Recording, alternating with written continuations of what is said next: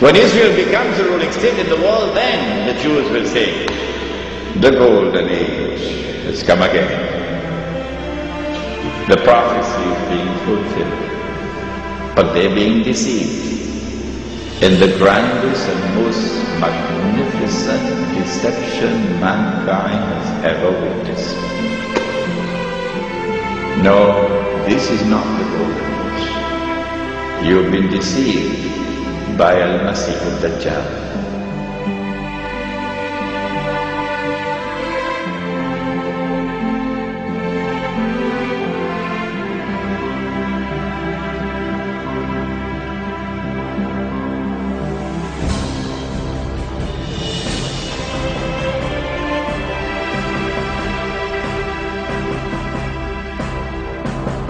And I realized it was so far removed from my actual experience abroad that people had to know, this is not who they are. This is not how they are. There are an estimated 1.3 billion Muslims worldwide, and most are not Arabs. Here in the United States, while the Muslim contingent numbers an estimated 7 to 8 million, it's growing rapidly. 20,000 new converts each year, 4 times as many women as men. In the Quran it says that women were created independently of Adam, that Eve was an independent creation of God. And so for a lot of white American women, that really appeals to their sensibilities of equality, and it's very liberating for them. Maybe I'll help you cook something. Julia Roach converted to Islam after being introduced to the religion by her husband Chris. They weren't married at the time. He is also an American. When I found out he was Muslim, I told him, I believe, right away, I will never become a Muslim. I will never cover my head. I will never be this person. So don't ever ask me to be that person. And he never did. But she did have lively discussions with him about religion. She was raised a Christian and said she converted after she was able to see past the stereotypes and learned about the values of Islam. The concept of freedom and liberty of each individual person and the rights of each person, and that's all wrapped up in the theological teachings of Islam. In the New Testament, Jesus made reference to the bronze serpent as a picture of his crucifixion.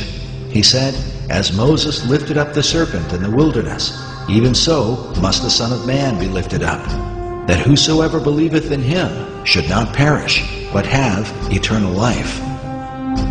Some believe that the serpent cross is the original inspiration for the American dollar sign today.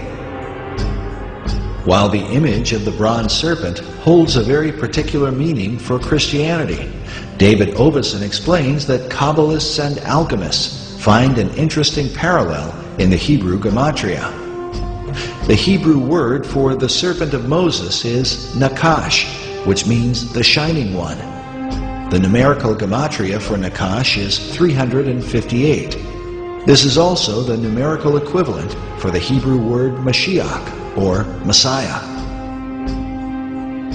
Oveson claims that these numerical equivalents allowed magicians to draw a connection between the brazen or bronze serpent and the Messiah.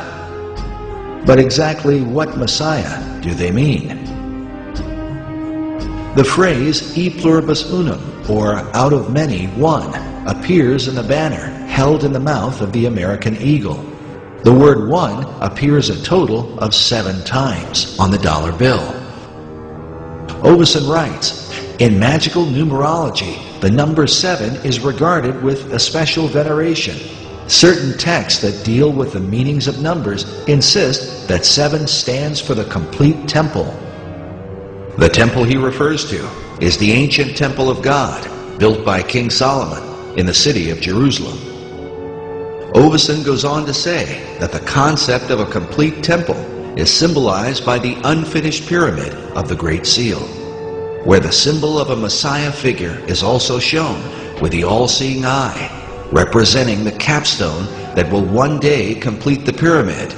In other words, when the Messiah emerges, then will the temple be complete.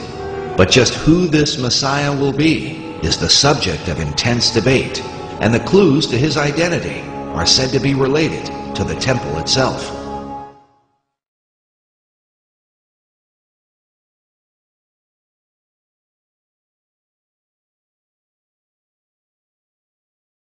وإذ قلنا للملائكة اسجدوا لآدم فسجدوا إلا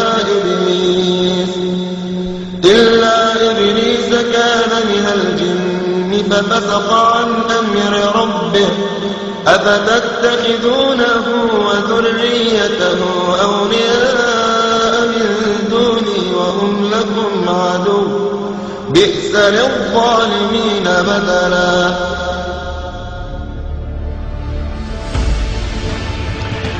When a day which is like a week has come to an end,